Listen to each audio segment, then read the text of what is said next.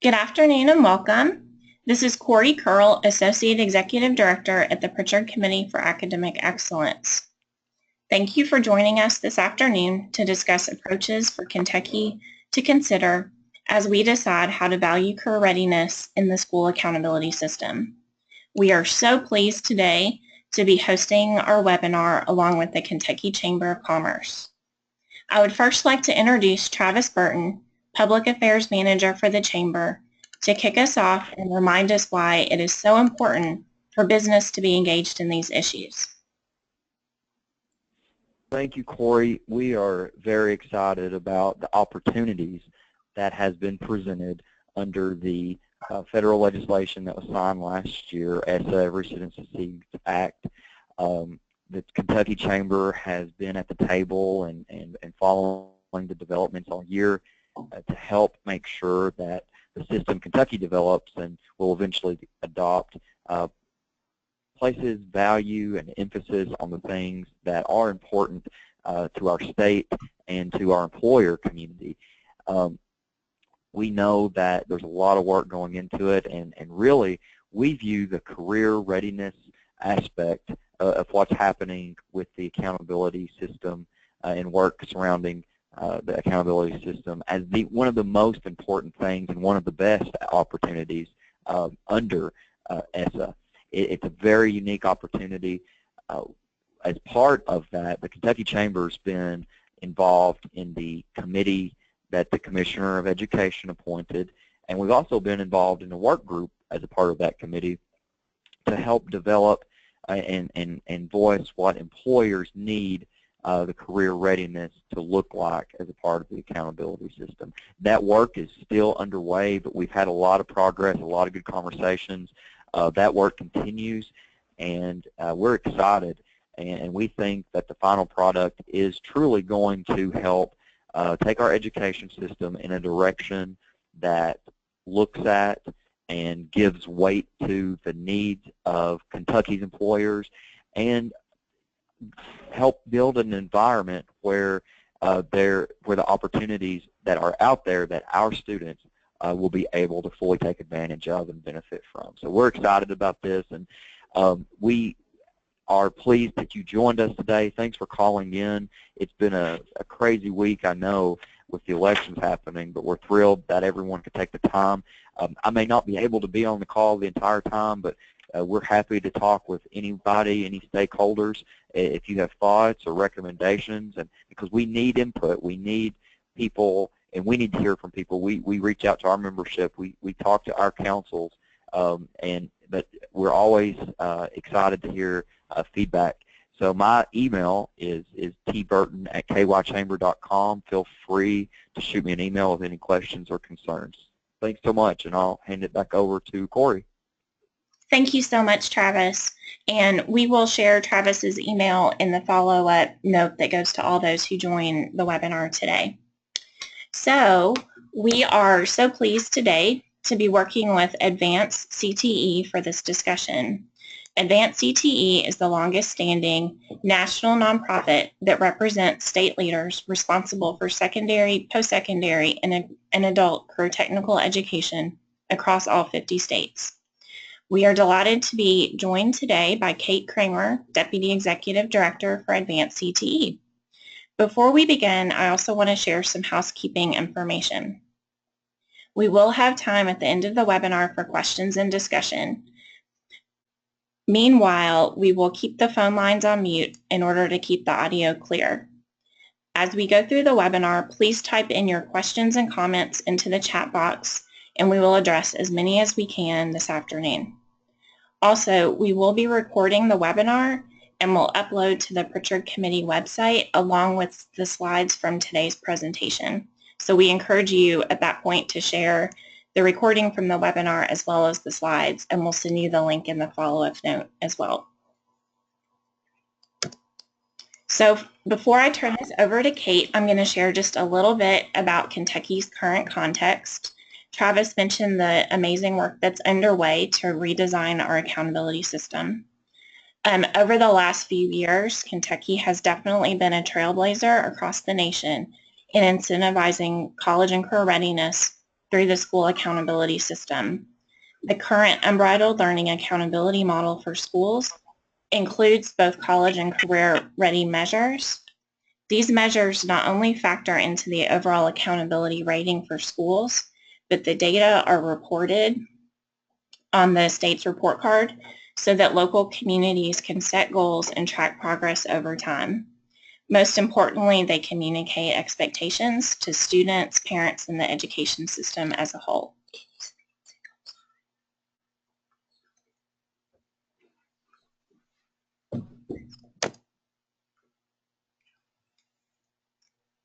Today, Kentuckians are working together to design a new accountability system for schools, taking advantage of opportunities in the bipartisan federal Every Student Succeeds Act.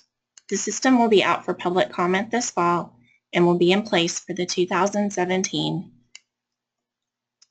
school year. Leaders from the Kentucky Department of Education and other state agencies, as well as local K-12 and higher ed leaders and business partners, are taking a leadership role across states. This is a moment for the state to build on what has been learned, to set ambitious goals and define indicators that send clear signals to schools and communities about the preparation that students need to succeed in post-secondary education and careers. It's important for all of you to be involved and to be informed and engaged through the process. With that, I'm so pleased to turn this over to Kate to discuss career readiness indicators in greater depth. Thanks, Corey, and thank you all and to the Pritchard Committee for inviting me to present to all of you today. I'm really excited for the opportunity to a state that I think has long taken a very thoughtful approach to valuing career readiness and CTE in a number of meaningful ways. So why don't we just jump in? I've got a lot of content. I'll get through it pretty quickly and certainly leave time for Q&A and put the full slide deck together so it's available as a resource after today's webinar. So before we kind of dig into actually valuing, if you go to the next slide, have a sense of what do we mean by career readiness. And a lot of work has been done by a lot of organizations, including my organization in partnership with 20 others, to come up with a definition, a common understanding of what career readiness means. And really what we came up with, right, as opposed to when we think about college readiness, is that it really is this continuum. It really is about providing individuals, regardless of where they are in their life, whether at the K-12 post-secondary adult or somebody already in the workforce, who really has that ability to continue to adapt, be flexible, and succeed in the career path of their choice, even if that path changes over time. And that it's really important that there are multiple dimensions of what it means to be career ready. So it is about having that academic foundation. It's certainly about having technical skills within your field of choice, and then those transferable employability, knowledge, skills, and dispositions, which are really transferable across any opportunity. And when we put this definition forward, when you think about what it means to be college ready, we really actually think of college readiness as kind of a subcomponent of being career ready, because college is part of an individual's path, right? Given that the vast majority of good jobs require education training beyond high school, we really see college as part of an individual's path to being career ready. So if you go to the next slide, the question of why does career readiness matter, it matters for a lot of reasons and to a lot of different audiences. So if you want to go to the next slide. So it certainly great, thanks. It certainly matters to employers, to our economic strength in terms of, looking at the skills gap, and that a lot of employers are seeing a deficiency in professional skills and technical skills. When you look at the jobs that are kind of the hardest to fill, they're often in technical areas. And that, the majority or a strong number of employers are looking at these particular professional skills, but also technical skills, as really being deficient in their current workforce, let alone those coming directly out of school. It also is something that matters to parents increasingly. I think that's really been exacerbated in terms of coming out of the economic recession and a lot of the conversation about rising costs of college, there's a real interest from parents to see more career-focused education opportunities, information, experiences for their students in high school. It's 9 out of 10 wanting that stronger focus. There's an economic, but really about student engagement, that there is evidence that when students are in career education and career-focused activities in high school, they're more likely to stay engaged, less likely to drop out, which one researcher actually was able to kind of attribute that being $168 billion worth kind of benefit of keeping those kids in school and engaged. And then finally is that we don't have enough kids going through pathways and programs that are actually building these career readiness skills of intentionality, which is why it's so important to think about how you can use accountability systems to really drive and incentivize more experiences for students, that we're not looking at 1 in 5 students actually concentrating in the CT pathway. Not that that's the only way to be career ready, as we'll talk about, but kind of right now is somehow it's kind of the proxy for that. So great. So I'm going to go to the next slide. So in terms of measuring career readiness, there are a couple of key points, and I'm going to come back to these a couple times. The first is that, because career readiness has so many different dimensions, the academic, technical, and employability, or professional skills, as some call it, you can't get at it with one indicator, with one test, with one instrument, right? It has multiple dimensions, and you need to really value and measure those multiple dimensions in order to really validate that a student has, in fact, met career ready competencies. Importantly, it's not in conflict with college readiness. Again, college readiness is one component of that, and really college readiness is typically used as kind of a proxy for academic readiness. And there is a shared foundational set of knowledge and skills that, regardless of what your post-secondary option, regardless of what career field you end up with, all students should have. And there's a way to really give that equal weight in accountability and through other policies and practices.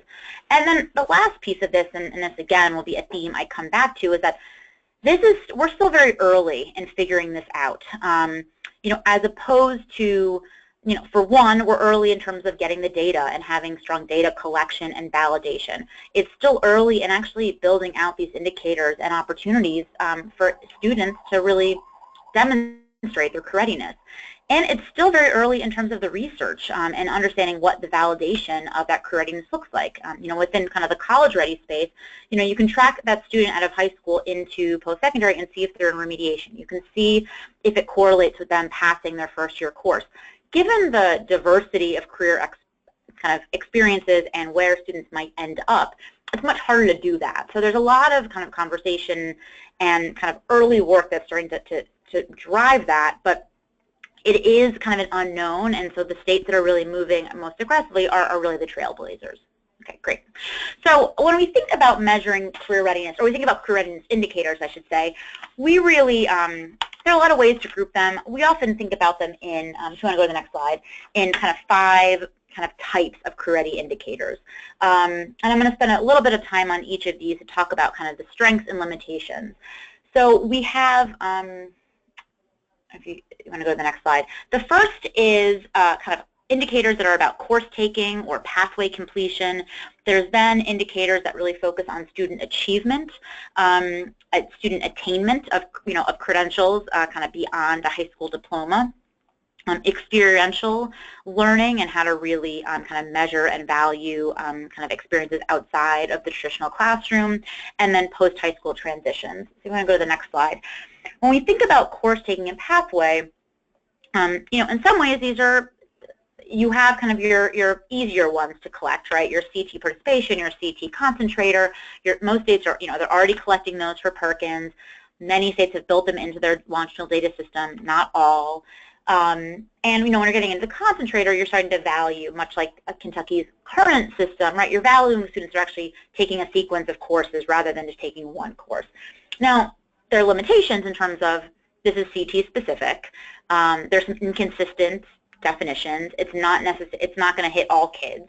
And then you start thinking about moving into kind of a newer type of indicator, which no state is currently using, which is about looking at career pathway completion. So that could include CT pathways, but include other pathways that are kind of state identified as being kind of career pathways, which again kind of values persistence. If it's a well-defined pathway, it can provide, kind of cover a range of experiences for students. However, and I'm going to come back to this, there isn't really a consistent definition for pathway that is beyond the CT pathway. And so when you create one, it might actually require multiple components, which obviously is complex. And then, finally, dual enrollment, of which quite a few states are using.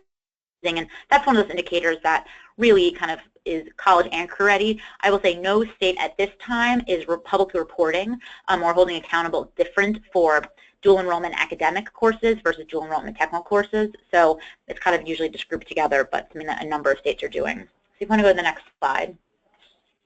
So the next group of indicators are really about achievement, and this really comes down to achievement on those 3 dimensions of career readiness. So academic achievement, achievement of technical skills, and achievement, so to speak, of employability skills. So in Kentucky, you kind of have these, right? You have your work keys assessment, or ASFAB, under your kind of career ready academic measure.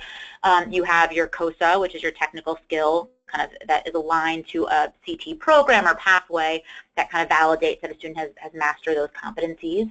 And then there's the employability assessment, which can take a number of forms. There are some states that use a paper and pencil. Others move more towards, are thinking about moving to kind of a capstone or project-based experience, which probably is in some ways a more valid way of measuring them. It's obviously less reliable, given it's hard to do a large-scale assessment that really is more performance-based. But the key kind of limitation, right, is that none of these are substitutes for each other, right? These are measuring different aptitudes, different knowledge, different skills, and there isn't one test on the market that I know of, or that one state is using, that really can cover all of these at the same time. So you want to go to the next slide. The next bucket is really around attainment, and so there are really only 2 at this point when we think about this. One being kind of industry-based credentials, which really ideally are portable, are recognized and valued by employers, although that's a little bit inconsistent. I'll come back to some of the challenges around industry credentials. It's obviously a very kind of key and thorny topic that a lot of states are really grappling with. And then thinking about, a handful of states are thinking about actually building in or incentivizing, earning a post-secondary certificate or even associate's degree, particularly states that have a number of early college high schools or extensive dual enrollment opportunities. And that's a bit of a stretch indicator. I mean, that's not something that every student, is going to be able to do, and it's kind of a fair accountability, but it might be something that's more of an incentive built in. So next slide is about kind of articulating some of the what we call experiential indicators. And this is really where you've got your work-based learning or equivalent, potentially see it, that which could be, work-based learning could also be service learning or an independent study that really kind of identifies opportunities for students to kind of explore authentic real-world experiences that ideally are connecting back to their career and academic plans. Obviously, very difficult to measure. This is kind of a new area. I'm happy to talk about some work that's been going on to really think about how do you really measure and validate work-based learning. And there are some states that are kind of leading the way, but it's obviously a complicated emerging issue that I think there's a lot of interest in me about how to build this into at least reporting on accountability.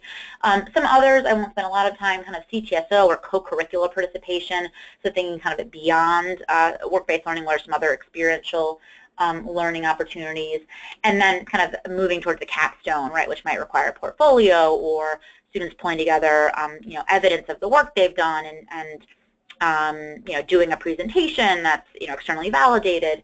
And as I spoke to this, right, it's kind of inconsistent. It's a lot harder to be reliable within it, kind of to be used for an accountability system, but you get potentially much more meaningful experiences. Okay, so the last set of indicators are really about the post-high school, which are on the next slide, kind of the post-high school transition. So as we think increasingly about the shared accountability between secondary and post-secondary, and how do we know that a school has supported a student in making them college and career ready, I think there's a lot of interest in about, well, they need to go, we need to know that students are going somewhere after they leave, whether that's a 2-year institution, a 4-year institution, into placement into employment, ideally in a high demand or high skilled field, the military, other training programs, apprenticeships, and so on. And then ideally, that if they're in the post-secondary system, that they're doing so remediation free.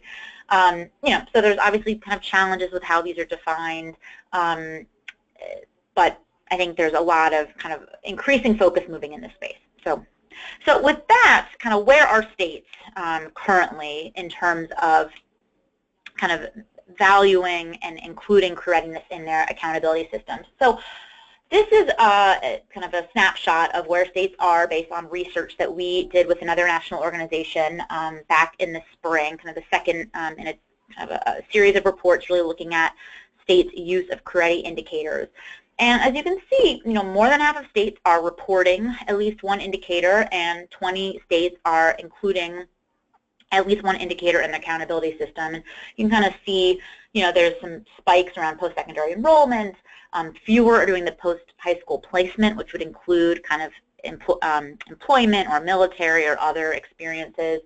Dual enrollment, needless to say, being kind of a pretty high on this list. And then CT pathway completion or kind of concentrators, which is something that, again, states are already collecting, and so bringing in that Perkins data.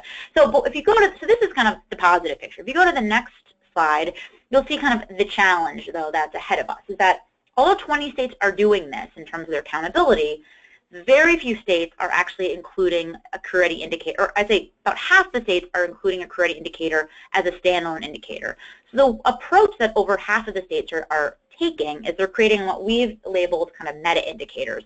So they're saying students can, in a high school, a student can be college and career ready if they do one of these 5 things. If they earn a certain score on an AP/IB, if they earn a dual enrollment credit, if they earn a 22 on the ACT, if they earn an industry-based credential, if they complete a CT pathway. And so by taking that approach, the challenge is that, on one hand, the positive is that they're saying there's parity between these more college-focused and these more career-focused indicators. However, because very few states are actually reporting all of those sub-indicators, we don't know which students and which schools are meeting those indicators and actually have students that are denoting if they're career ready or not. So you could have a school that's, 100% of their kids are denoted as college and career ready, and all of them are doing so through the more kind of college-focused indicators. Another school, all of them could be doing so through the career-focused indicators. You don't have a way of knowing, which I think is really important. Now, and also, if you go back to the earlier slide, I want to make one other point, is that the gap between accountability and reporting is pretty big. And so just because 16 states report dual enrollment, that does not mean that the 14 states that include their accountability are a subset of those 16 states. Quite a few states have dual enrollment in those meta indicators. They're not publicly reporting it separately. So you have this real disconnect between accountability and reporting, which ends up meaning, even though we know which states are valuing career readiness, we don't know if the career readiness is actually being valued at the school level. So if you want to skip ahead to the next slide, great. So there are many challenges. There are 2 kind of overarching challenges that I wanted to flag before we kind of move into like the work that's happening now and the new opportunities that are ahead of us in this kind of new landscape. The first is one of data, and really it's about the quality and validation of data. And I know this is something that Kentucky and most states have been struggling with, right? So around work-based learning, whether you're counting participation, how do you validate that those are, quality experiences? How do you measure that students are actually gaining skills through those experiences or gaining more intentionality in their career plan? Industry recognized credentials, they're industry recognized. That does not mean that employers are actually valuing them, so actually building those linkages.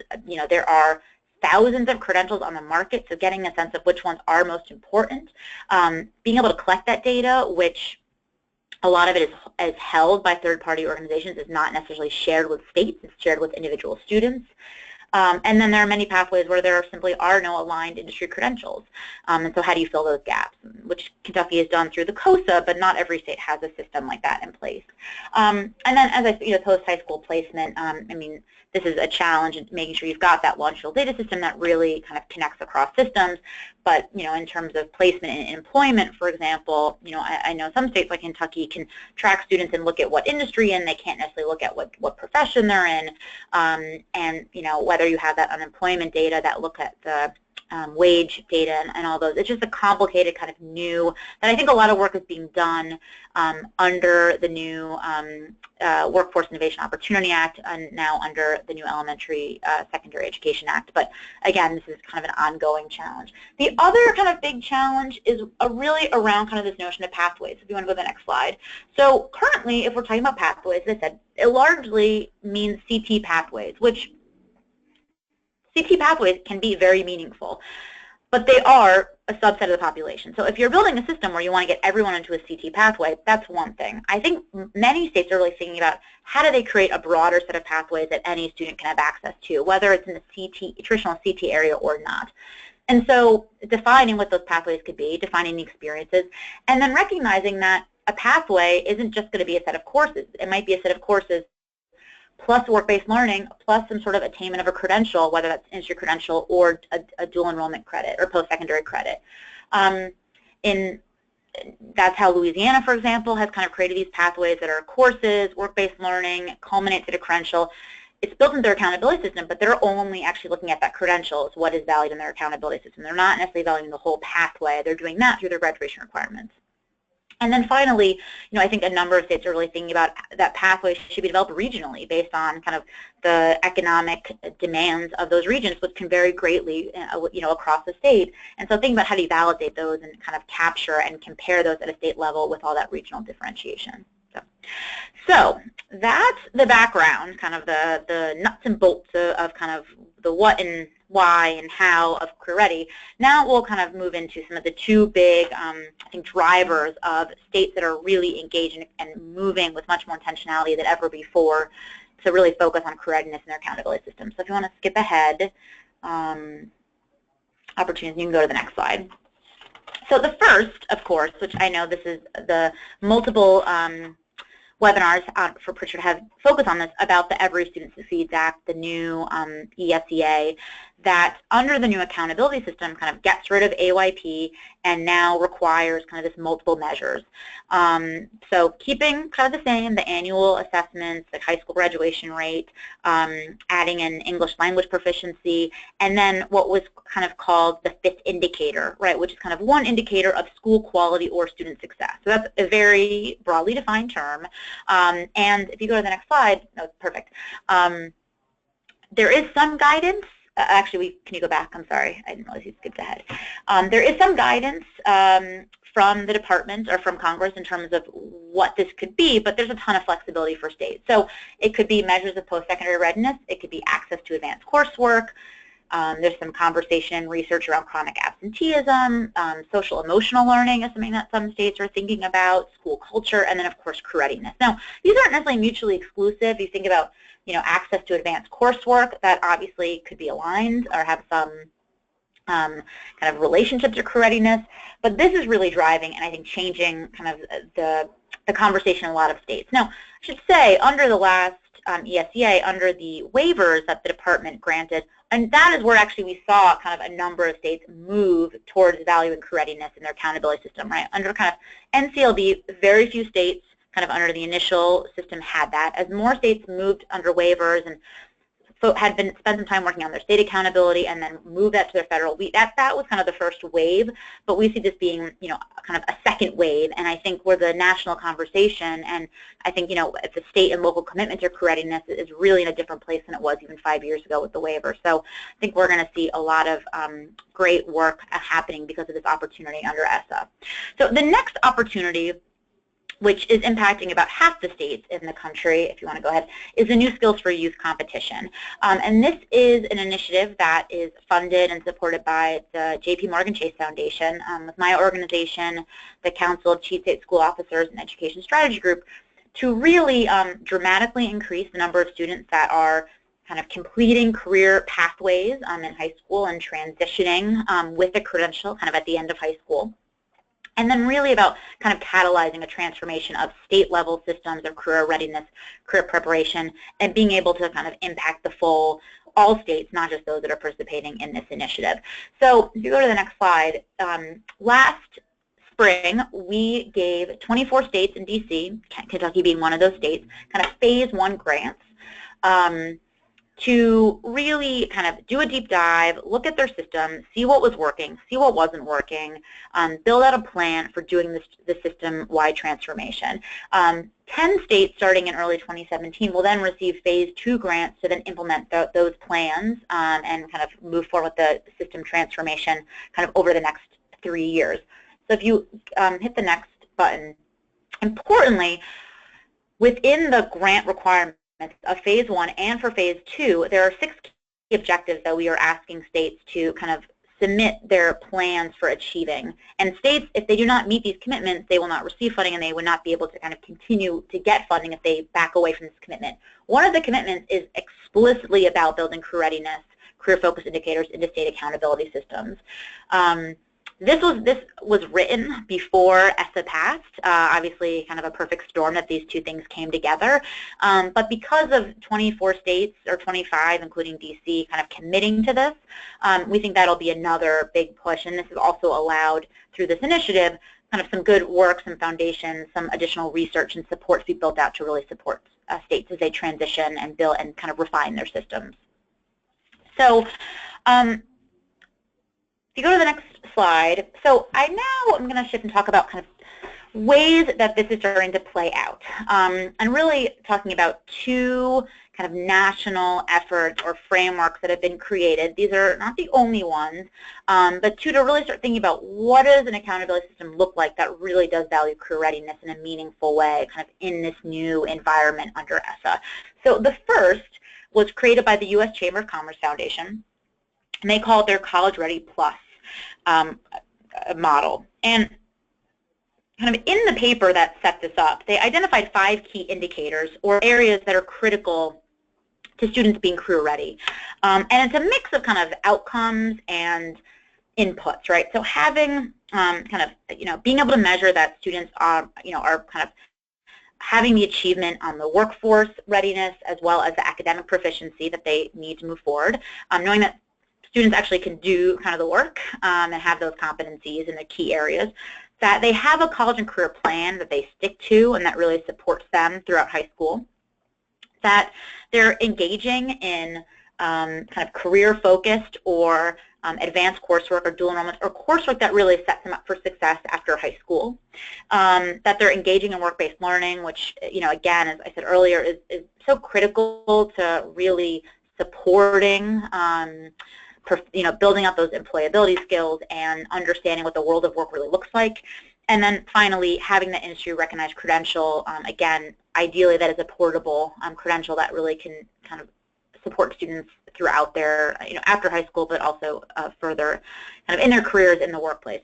And so they created this framework to be pretty flexible, right? They're saying that all students or accountability system should, at core, focus on kind of workforce readiness skills and academic skills, and that every student should have a college and career plan. Then there's, and this is either at kind of the system level or the student level in terms of having at least one additional component. So again, this is meant to be flexible. It's meant to kind of value these multiple dimensions, but really kind of coming back to what they are defining as those core kind of indicators or competencies or areas that all students should have. So the next slide shows a slightly more complicated framework that I will kind of go through at a high level. And this is a framework that's being developed kind of through that New Skills for Youth effort, kind of organized by the 3 national partner organizations, kind of convening kind of an expert work group to really build out what that framework for college readiness would look like. Kentucky is a member of that working group or expert work group and has provided input along the way. And this is a draft framework. So this is actually out right now kind of for discussion, for feedback, for input. And a couple things I want to kind of flag about this. So as you can see, there are kind of 4, the rows are kind of the types of indicators. So I had showed 5 types of indicators. This kind of has it 4, but there's a lot of alignment, right? Starting at the bottom, transitions beyond high school, assessment of readiness, which is really about that set of achievement, kind of the co-curricular learning and leading, which is the experiential learning, and then kind of they merged really the kind of pathway completion and getting some credential in addition. So what's important about, so those are the rows. As far as the columns, foundational, advanced, exceptional, what these really are meant to do was, the charge was, how do you do what does a quality indicator look like? A quality career readiness indicator look like? That was kind of the charge. As we started that work, two things came to apparent. One is that we could not address the career readiness without addressing college readiness, and so the framework immediately kind of expanded to include both college and career ready indicators. The second was that thinking about quality on kind of two components. One is the quality of the indicator, moving from foundational to advanced exceptional, in terms of the data capacity that a state has, local has, the complexity. So one is the quality of how do you know the data is sound and sure and we're ready to go with it. The other notion of quality is really about the quality of the outcome you want to see for students. So think about the exceptional as almost, this is in 10 years what we want for all students, right? We want all students to complete a college-ready course of study and complete a pathway aligned to their kind of academic and career plans and leave high school with some post-secondary credit, right? That's a lot to handle right now. That's why it's the exceptional. It's kind of this North Star, but you can see that it has policy implications as well as, of course, student outcomes. So that's kind of the two-dimensional. The thought of this is kind of having states map where they are on it, have ideally one indicator from each of the rows, but recognize they might need to be at the foundational level because that's where they are, but where they're stretching into advanced or even stretching into exceptional. So I'm happy to kind of take more time, but I think you can see, each of these, it's very much a plus as you move down in terms of the complexity of the data and kind of the outcomes for those students. So if you go to the next slide, so these two frameworks, they look very different. One is a little bit prettier and a little simpler, but there are a couple things they have in common. The first is that they both use and value multiple measures, right? And they both are really addressing those academic, technical, and employability skills, right? And kind of valuing those equally. They also, if you want to move to the next one, kind of start with academic or college readiness as the foundation and build from there. So if you look at the the previous slide I just showed you, the foundational in most of the categories are really focused on academics. They're focused on college ready courses. They're focused on earning a college ready score on a college ready assessment, whether that's ACT, whether that's a statewide assessment, and so on. And then they really build in the technical skills. They build in the employability skills kind of along the way. So similarly, they really give equal weight to college and career readiness, or to and really don't try to divide between them. And finally, they're both really meant to be flexible and adaptable and extend beyond CT pathways, right? Really thinking about what does it mean for all students to be career ready, and what are different opportunities for students not within a CT program to build and demonstrate career readiness skills. So the last kind of slide I have on this issue is really about kind of the use of these indicators. And there are really kind of three ways that they can be used kind of within this construct of accountability. The first is about public reporting, and really just shining a light on and being able to communicate clearly to stakeholders, whether that's parents, whether that's policymakers, kind of where students are and how they're being prepared and which schools are potentially doing a better job than others. It's also a way to, when you're starting to gather information, you're not ready to put it in accountability. Obviously, this has less weight, has less impact directly on on schools, but still it's kind of a great first step, right, for really beginning to say that this is important to us. Then you've got your form of accountability. This is really about, rewarding or or kind of giving consequences to schools over time, right, and being able to differentiate them kind of based on your priorities and school and student performance. And then finally, and I should say these are obviously, there's quite a bit of overlap. These are not mutually exclusive, but about system improvement, right, and really identifying, where the gaps and where the supports are needed, right, where where can schools learn from each other, where can programs learn from each other, where can you be doing additional policy support, additional professional development, where is there more, system level changes that need to be made to really make sure that the schools are really meeting this charge of college readiness for all students. So I was kind of asked to, this takes a little off, the next slide is about kind of ESEA, or Every Student Succeeds, more broadly, and I won't spend too much time, but in terms of the opportunities that this new bill has for CT and career readiness. And as I said earlier, kind of where the nation is, where states are, where kind of local communities are in terms of valuing and understanding CT and career readiness as being really critical for all students is at an all-time high, and I think you can really see that in terms of kind of the much stronger integration and intentionality and call-outs of CT and career readiness within ESEA kind of throughout the entire bill compared to where we were 15 years ago. So certainly under, as I've already talked a lot about, the accountability structure, as we've been talking about this whole time, well-rounded education, which used to be all the core academics. Now it's a broad set of kind of courses and includes CTE. There's explicit requirements about having kind of coordination between ESEA plans and Perkins plans, and then a lot in terms of looking at kind of the local needs assessment and then developing their plans. They're kind of required to focus on student transition. They are able to focus on dual enrollment, on work-based learning. Those are all kind of areas that locals can, must or can kind of include within their plans. Under Title II, there's some explicit kind of call-outs around professional development, around academic health integration. There's also a call-out about kind of the use of labor market data for teachers and counselors.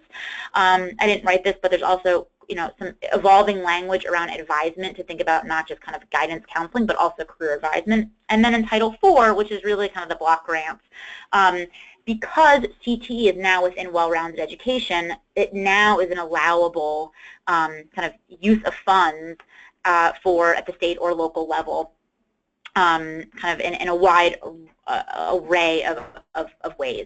So really kind of exciting, a lot there. I'm happy to share more. We have kind of a longer document that really maps this out, but I just wanted to kind of flag that it really has worked its way through this new law. So with my last slide, I'll just show you kind of two resources that we have. One is, I referenced this earlier, this report, How States Are Making Career Readiness Count, to really understand what kind of the state of this issue as of last May. It's already changed a little bit since then. And we have a resource center on our website that's organized around 12 areas. One of them is data accountability. You could find this report there, as well as other kind of reports, short write-ups. We actually have a write-up of Kentucky's system, accountability system right now. And I encourage you to look at that, and there's the URL. So with that, I guess we'll move into Q&A.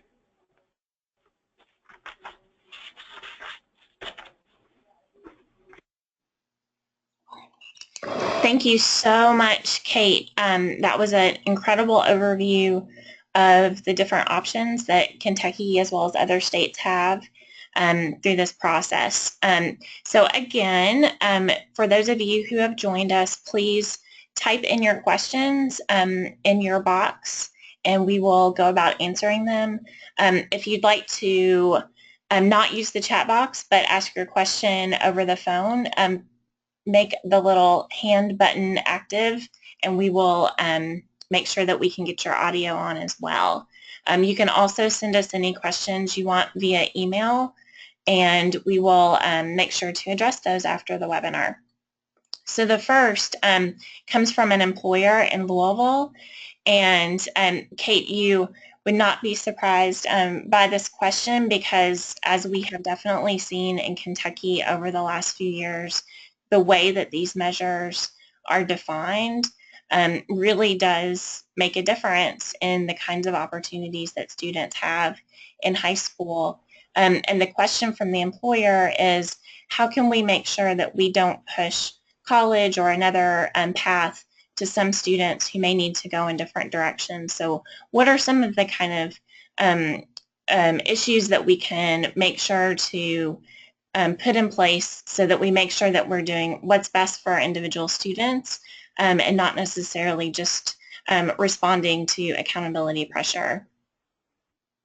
Yeah, that's a great question. So, and I mean, my answer is largely outside of the accountability system, although I'll start with the accountability part. I mean, I think one is in terms of CT pathways and programs, I think having a strong notion of what a quality pathway is, having a strong construct, strong kind of expectations, and then being committed to only approving and funding those programs that meet that high quality, right, in terms of rigor as well as kind of opportunities at the end of it. And being willing to kind of shut down and have the political will to shut down programs that are not serving students well, which we know still exist. And there's a lot of reasons and excuses about, the teachers can only teach this class, or, it's always been here and we've got the equipment, so we should just keep teaching it. But being able kind of at the state level, right, to take on those hard conversations of shutting down the dead-end programs that are not serving students and honestly are bringing the whole system down and kind of keeping those perceptions, negative perceptions, kind of persisting appropriately. So I think that's huge. I mean, I think as a CT advocate, that's something that I often talk about in terms of there's great CT and there's terrible CT, and we need to stand for the great and be willing to confront the terrible, right? So, and I think you can do that through accountability, right, in terms of kind of putting in, whether it's front-end accountability, that to get funding you have to do these things, but then also having the accountability on the back end. Then I think kind of at a more kind of broader level, I mean, I think it's about not shutting off pathways, and just because a student decides they want to go to college, not saying that, well, then still keeping that access to the career-focused courses, and vice versa. And I think, particularly for parents, I think they need to see that, we can have a conversation about college for all, college not. I mean, I think the data suggests that everyone needs something beyond high school. What that means, what that looks like, will really be different. But we can't run away that most parents want their students to go to college, want those opportunities, and so I think you need to build pathways that really have those multiple options at the end of them and not cutting off any choices. I think then you need to have much better communications kind of in the middle schools about what those options are, and do kind of pretty intensive kind of career college planning and advisement kind of throughout the system, throughout students' experiences in high school. Great. Thank you so much, Kate. That was right on target. We have 2 questions right now in the queue, so if you have any other participants with questions, please type them in.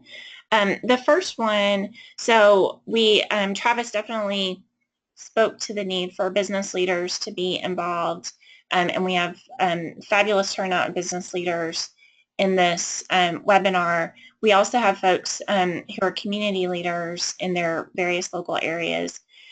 When you think about we've talked about the state level decision-making factor, but a lot of this work also pertains to local areas as well. Kate, what are some of the kind of questions you would suggest for local business and community leaders for how they can get a handle on the kinds of CTE career pathway opportunities that are available in their local regions and how they can be supportive of efforts to improve quality and access? That's a great question. So, I think, and obviously this will vary from community to community based on existing relationships, but I mean, one is I think using intermediaries like local chambers, right, to kind of be a convener, right, to bring the school leadership together. I think having a conversation about what pathways you have and bringing, kind of the labor market data, bringing the demand and seeing do those match up, right? Having a conversation based on kind of where is our needs, not necessarily on the skills. I think you can start with kind of where's our demand, where's our demand not being fit, and then kind of getting a sense of do these match, where can we start to fill these gaps. I think that's one, right, is kind of doing that crosswalk of kind of where the demand is and whether you have the programs in place. And I think, relying on intermediaries. I think, I mean, this is obviously a challenge. It's the pace of kind of education, the pace of business, and I think just as employers, don't necessarily know how to kind of go into school through the conversation, certainly a lot of educators don't necessarily know how to go to employers. So I'd say don't be shy, right? I mean, make the outreach, look for those, I would say, if there isn't kind of a coordinator, district coordinator in CT who might be the person to start with, kind of at the district level, the CT leader. But if it's starting with even an educator kind of in the classroom and building your way out to kind of figure out who the right person is to have that conversation. But I think it's getting everyone around the table and because first you have to, build that trust, and then you can start having the harder conversations about how are you defining quality. What is the role of employers in developing and validating and reviewing and supporting and augmenting those pathways,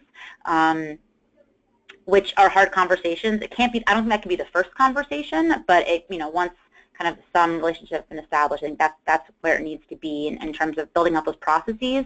I mean, I think, you have a lot of employers that are built, so every CT program kind of has an advisory committee.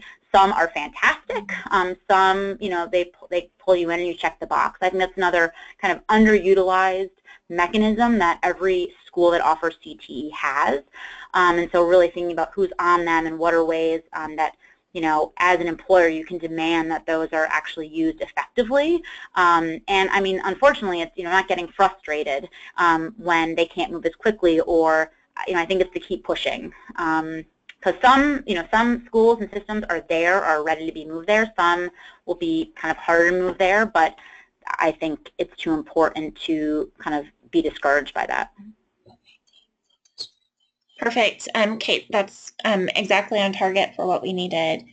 My last question has come in, and we talked a lot about quality and we talked about access, but as you know, one of the big focus areas for Kentucky in this work is to make sure that we're driving towards equity as well. When we're thinking about the measures in the accountability system, but also as we're thinking about the evaluation and validation of pathways at the local level as well, how can we really assess whether students do have equitable opportunities for career pathways, and how can we make sure that the accountability system itself is really reinforcing that message of equitable opportunity? That's another great question, and one we grapple with a lot, right? So I think there are kind of two ways of attacking this. One comes back to the earlier kind of point I made about quality, and is ensuring that the pathways that you offer are high quality and you're not funding anything else. That doesn't mean that I guess local schools couldn't still kind of build them and offer them, but they're going to largely fade away if there's no funding and if schools are not getting kind of incentives for them. And so I think accountability can go a long way. I mean, I actually turn to Kentucky as a good example in terms of how you built kind of the CT, in order for schools to earn that career-ready point.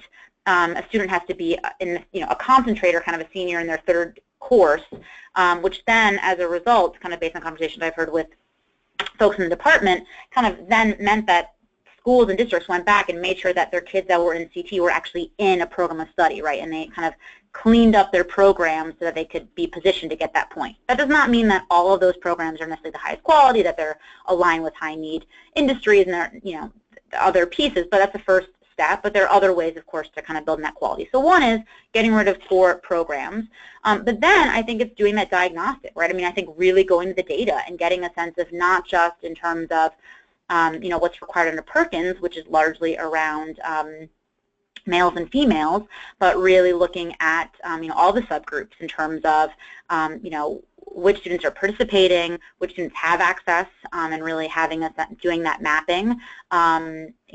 Seeing there's some examples of states that have done really great deep dives into their data and realize that there are very kind of specific populations that are being underserved, and then are able to kind of build out strategies that really seek to support those districts that are not serving certain populations, or are really further behind, and do more targeted kind of outreach and effort. I mean, Louisiana is another state that has been kind of in this space moving towards quality pathways, and they're having a challenge with their rural communities. They're not, in the Delta, they're not picking up as well. So they've kind of now built out a rural initiative to really work with not every rural district, but those that are willing to kind of come to the table and really attack and kind of work more intentionally about building in high quality pathways, which will likely require some kind of use of technology and kind of blended instruction and other kind of creative solutions. But I think you have to look at the data and really get a sense of who and where those gaps are, and then come up with really kind of strategic strategies based on that.